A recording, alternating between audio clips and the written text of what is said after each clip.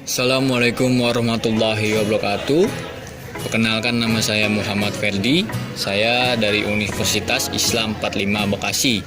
Di sini saya ingin menjelaskan atau mempresentasikan tentang perkembangan peserta didik. Tema saya kali ini adalah perkembangan kreativitas peserta didik.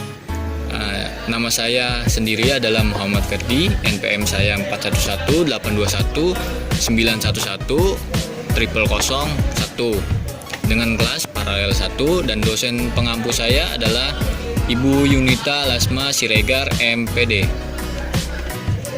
Oke, kita masuk ke dalam pembahasan.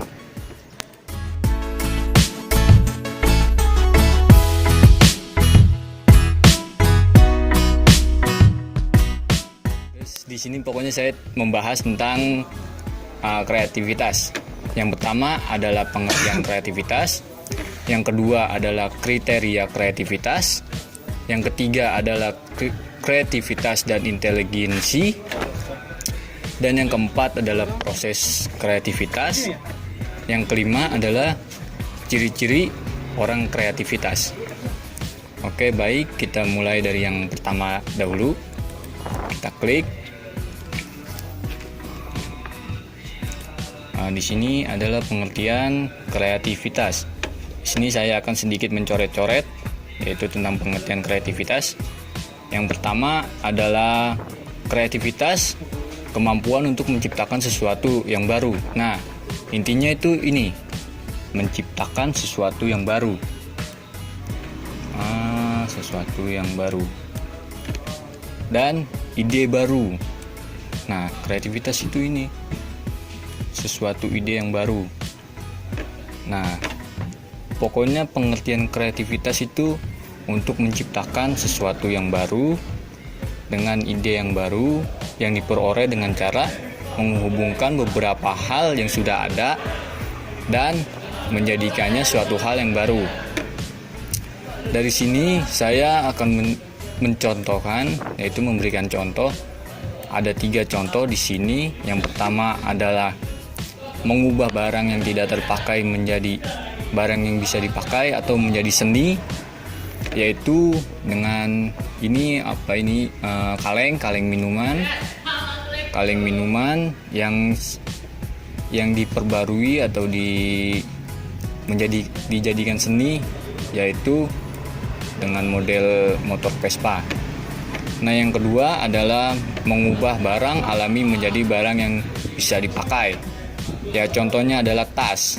Ini tas adalah dirajut dengan menggunakan ranting-ranting pohon, ataupun bisa juga dengan menggunakan daun kering.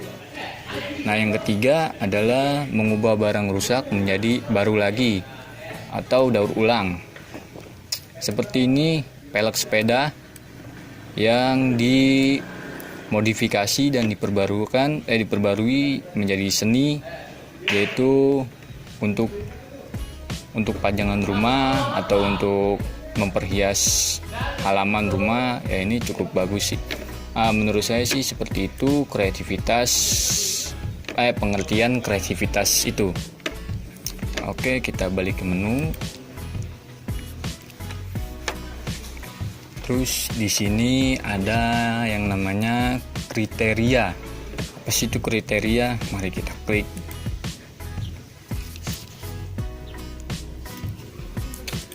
Di sini saya sudah menyiapkan kriteria berdasarkan pendapat para ahli. Oke, di sini saya akan mencoret lagi. Kriteria dari Denny and Davis di tahun 1982 mengumpamakan, mungkin saya salah, sejumlah aspek yang berbeda termasuk dalam kriteria kreativitas, yaitu yang pertama adalah sensitivity to problems, artinya kreatif dilihat dari kepekaan terhadap masalah yang muncul. Nah, terus yang kedua adalah originality, artinya pemecahan masalah. Terus yang ketiga adalah ingenuity, artinya kecerdikan. Yang keempat adalah breadth, artinya ketepatan.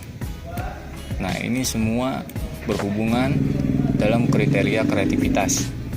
Terus yang terakhir adalah recognition by praise, artinya ada pengakuan dari banyak orang. Pokoknya ini kelompok tentang penemuan, ada pengakuan dari banyak orang tentang penemuan dia. Nah, mungkin seperti itu. Jadi kriterianya itu membutuhkan aspek ini, 5 aspek, yaitu ada kepekaan, pemecahan masalah, terus kecerdikan, ketepatan, dan pengakuan.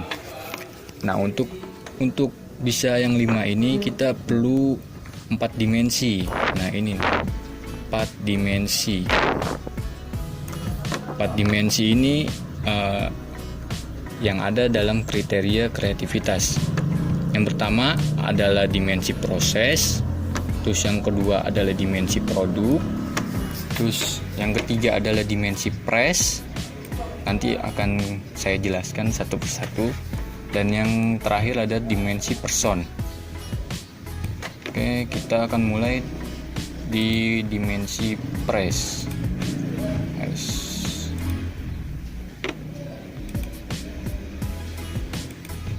Kita akan mulai dimensi proses. Dimensi proses. Apa sih itu dimensi proses? Kan gitu. Nah, dimensi proses ini intinya itu kerja keras atau proses dalam mendapatkan kreativitas. Nah, intinya dimensi proses itu seperti itu. Dan mendefinisikan ini lebih menekankan pada aspek proses perubahan, inovasi, dan variasi. Intinya tuh seperti proses dalam mendapatkan kreativitas untuk mengembangkan, memperkaya, dan memperinci suatu gagasan, menjadikannya inovasi dan variasi. Nah, dalam proses ini, dalam kreatif kita itu membutuhkan dimensi proses, yaitu kita berproses untuk menciptakan sesuatu yang baru atau sebuah inovasi dalam kayak di aplikasi, kayak perbaruan atau apa gitu. Nah, itu kan namanya dimensi proses. Kita membutuhkan proses untuk kreatif. Mungkin seperti itu dimensi proses. Sampai sini mungkin sudah jelas. Baik. Terus yang kedua adalah dimensi produk. Dimensi produk. Apa sih itu dimensi produk? Di sini saya akan coret lagi. Dimensi produk atau yang dihasilkan oleh individu, baik sesuatu yang baru, original, ataupun sebuah elaborasi.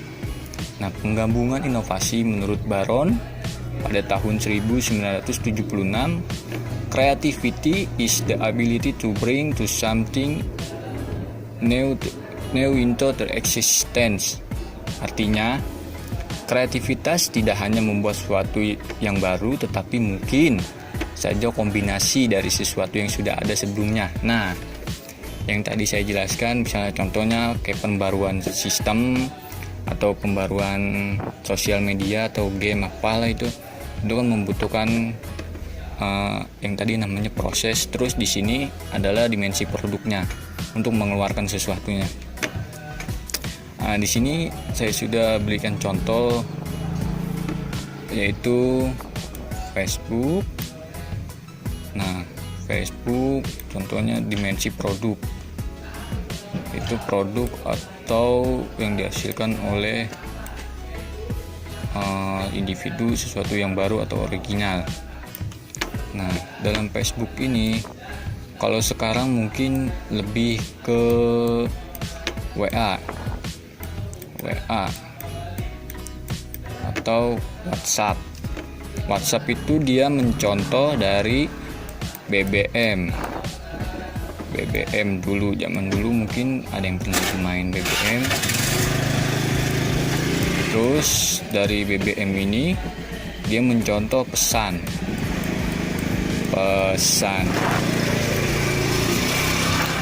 Nah, ini namanya dimensi produk yang terus berkembang seiring berjalannya waktu. Mungkin sampai sini sudah mengetahui apa itu dimensi produk. Oke, saya lanjut lagi. Back. Terus ke dimensi press. Oh, waktunya cukup lama juga ya. Kita balik lagi ke dimensi press. Itu yang tadi saya bilang, dimensi press ini adalah adalah kreativitas yang merupakan definisi dari pendekatan kreativitas yang merupakan faktor press atau dorongan. Nah, faktor dorongan yang dalam keadaan tertekan. Nah, seperti sekarang kan virus corona itu kan membuat orang semua dalam keadaan tertekan, yaitu mencari ide atau apa. Nah, ini dalam kreator itu virus corona ini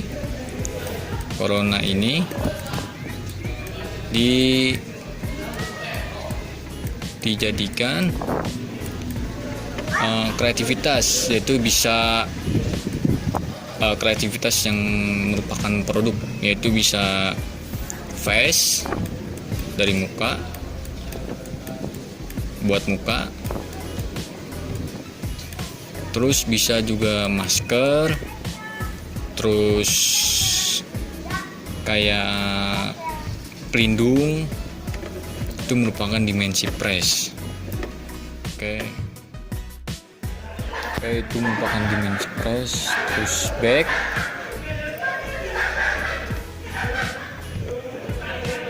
Oke, kita masuk ke dimensi person. Nah, dimensi person adalah upaya mendefinisikan kreativitas yang berfokus pada individu. Nah, ini adalah yang dimaksud dimensi person itu adalah kreativitas yang sudah kita miliki sejak lahir. Contohnya Ronaldo, dia mempunyai bakat. Nah, person ini dimensi person ini yaitu bakat, kreativitas yang berfokus pada individu atau dari individu yang didapat sebuah kreativitas. Pengertian ini erat kaitannya dengan bakat. Nah, jadi dimensi person ini adalah bakat seseorang yang sudah ada sejak lahir dan dia jangan dibiarkan tidur bakatnya dan terus dikembangkan bakatnya. Itu termasuk dimensi person, seperti Ronaldo yang jago bermain bola dan dia terus mengasah skillnya, mengasah kemampuannya, dan jadi yang sekarang, yaitu pemain yang profesional. Oke, mungkin sudah paham dimensi person. Kita back. Oke, dalam kriteria ini mungkin sudah paham. Kita ke menu lagi.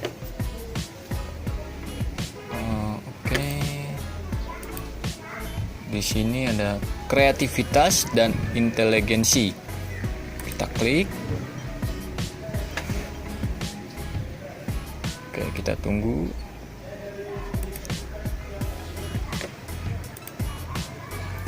Kreativitas dan inteligensi. Hubungan inteligensi dan kreativitas menyangkut pada cara berpikir, sedangkan kreativitas berkenaan dengan cara differentiate atau menyebar. Ini cara berpikir yang memusat, dan kalau differentiate itu cara berpikir yang menyebar. Nah, dari Profesor J.P. Goldford menjelaskan bahwa kreativitas adalah suatu proses berpikir yang bersifat differentiate, yaitu kemampuan untuk memberikan berbagai alternatif jawaban. Nah, ini tuh kreativitas dan inteligensi itu seperti kayak kemampuan kecerdasan otak. Nah, tuh, tes inteligensi hanya dirancang untuk mengukur proses berpikir bersifat konvergen, yaitu kemampuan untuk memberikan suatu jawaban. Nah, itu seperti kayak kemampuan otak kalian. Terus ada hakikatnya nih. Hakikatnya ada 3. Kemampuan untuk memahami sesuatu, kemampuan untuk berpendapat, kemampuan untuk mengontrol dan kritik. Nah, ini semua itu termasuk dalam kreativitas inteligensi. Oke, kita balik ke menu. Oke. Yang keempat adalah proses kreativitas. Nah, di dalam proses ini, proses kreativitas, apa sih itu proses kreativitas? Kan seperti itu. Nah, dalam pembuatan sebuah karya, karena di tahap ini kamu bisa mengulik ide supaya bisa matang. Nah, kalau kalian menciptakan sesuatu, harus menggunakan proses dulu. Prosesnya itu apa? Seperti kayak kita menciptakan suatu model motor terbaru. Nah, kita harus memproses dulu nih. Prosesnya itu ada ini. Ada 5 proses, yaitu persiapan, inkubasi, elaborasi, dan evaluasi. Nanti kita akan satu-satu kita akan gali apa itu persiapan, inkubasi, elaborasi, insight, evaluasi, dan elaborasi. Oke, baik, untuk membersihkan itu kita langsung ke persiapan. Di sini persiapan. Tahap proses kreatif yang pertama adalah persiapan. Untuk melakukan pasti butuh persiapan. Tahap ini dimulai dengan menyerap informasi sebanyak mungkin. Nah, itu persiapan itu jadi kayak kita untuk menciptakan sesuatu, apa nih yang kita harus persiapan terlebih dahulu. Misalnya, kalau kita mau menciptakan barang-barang dari yang tidak terpakai, kayak sampah, kita harus persiapan dulu sampahnya, bahannya, atau apanya lah. Yang akan menjadi suatu karya kita nanti, kita harus mempersiapkannya dulu. Oke, itu dalam proses persiapan. Dan yang kedua adalah inkubasi. Inkubasi ini adalah proses pengumpulan. Tuh, di tahap awal proses selanjutnya tahap inkubasi. Kerja untuk mengelola informasi, ide-ide yang merupakan step penting, terkadang bisa memakan waktu yang berhari-hari. Nah, pada saat kalian sudah di tahap proses tadi, udah mengumpulkan segala macam, nah terus kalian ke inkubasi, yaitu proses untuk membentuk, untuk membuat suatu ide atau kreativitas yang baru. Oke. Terus yang ketiga adalah insight. Kita klik. Insight ini terjadi karena alam bawah sadar pada tahap sebelumnya sudah memilah manakah informasi yang menarik atau evaluasi. Dalam insight ini merupakan kayak kreativitas, dia itu mempunyai angan-angan atau kayak bermimpi atau apa gitu. Kehilangan itu, jangan sampai gunakan ini sebaik mungkin, jangan sampai kehilangan ide emas. Ide ini kemudian diolah di tahap selanjutnya. Nah, nanti tahap yang selanjutnya itu akan diolah di situ. Pokoknya di tahap ini itu kita harus memiliki ide. Nah, terus evaluasi sebuah karya. Di tahap ini, tahap evaluasi, di sini kamu memerlukan kritik. Nah, bagaimana cara matangnya? Orang yang sudah andal sekalipun melewati proses ini, bukan berarti kalah sebelum bertindak, tetapi tahap ini merupakan cara terbaik untuk menilai gagasan kamu sendiri. Nah, sebelum kalian menciptakan sesuatu atau karya, kalian terima masukan dulu dari orang lain, terima kritik, apa barang ini sesuai atau apa barang ini bagus, kelihatan bagus, seperti itu. Oke, kita back. Tutup ini. Terus yang terakhir elaborasi. Tahap terakhir adalah elaborasi. Proses kreatif wawasan insight adalah momen Maka elaborasi adalah proses untuk merangkap semuanya. Pekerjaan sesungguhnya adalah blood, sweat, and tears. Punya ide kreatif akan percuma jika direalisasi. Elaborasi adalah mengerjakan cara cermat untuk tekun. Nah, elaborasi ini tahap terakhir, yaitu dalam menentukan sebuah karya kalian sendiri. Nah, mungkin prosesnya seperti itu. Kita balik lagi ke menu. Sekarang ke tahap yang terakhir, yaitu ciri-ciri kepribadian orang kreatif. Nah, ciri-cirinya itu seperti ini. Nah, ciri-ciri. Banyak peneliti di bidang medis membenarkan bahwa berpikir kreatif sangat baik bagi kesehatan mental dan fisik seseorang. Nah, ciri-cirinya itu ada 6, yaitu suka berimajinasi. Orang yang kreatif biasanya suka berimajinasi, yaitu apa aja diimajinasi nama dia. Seperti kayak bermain, dia memiliki imajinasi yang tinggi. Dan yang kedua adalah memiliki banyak energi. Nah, orang yang kreatif itu rata-rata dia itu nggak gampang capek, nggak gampang mengeluh. Itu dia menciptakan sesuatu, seperti contohnya kayak Facebook. Dia menciptakan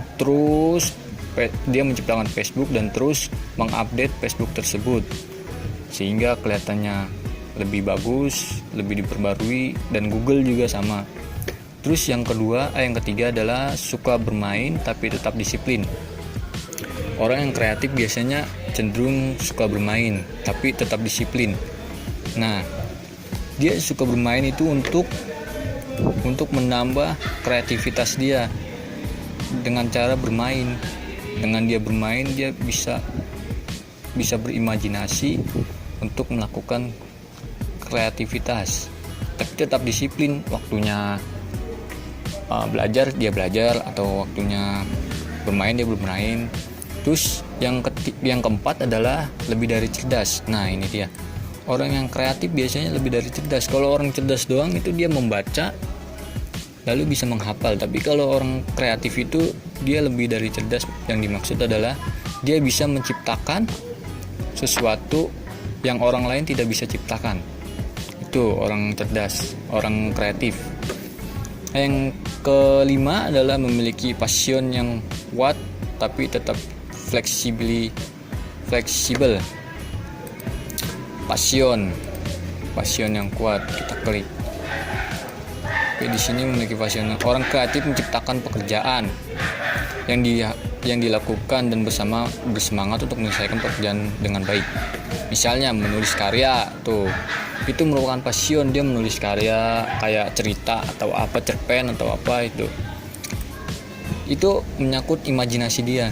Nah, terus yang terakhir adalah extrovert atau introvert. Biasanya orang yang imajinasinya tinggi itu orang yang introvert, yaitu orang yang tertutup, atau extrovert yang bergaul.